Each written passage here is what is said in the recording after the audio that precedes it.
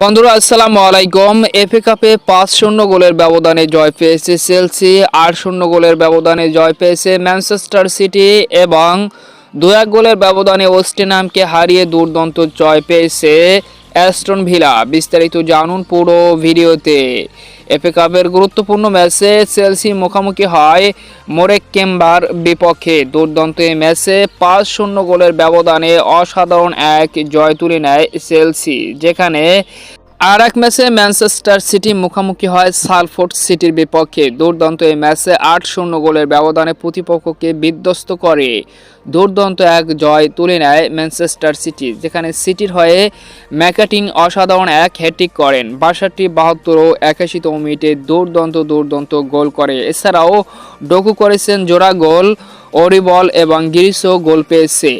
সব মিলিয়ে ৮-০ গোলের ব্যবধানে অসাধারণ এক জয় পায় সিটি। তবে এফএ কাপের সব থেকে বিগ হাই ভোল্টেজ ম্যাচে মুখোমুখি হয়েছিল অ্যাস্টন ভিলা ভার্সেস ওয়েস্টহ্যাম, যেখানে ওয়েস্টহ্যামে পাকিয়া তার অসাধারণ গোলে শুরুতে এগিয়ে গিয়েছিল, কিন্তু দ্বিতীয় অর্ধে দারুণভাবে কামব্যাক করে অ্যাস্টন ভিলা।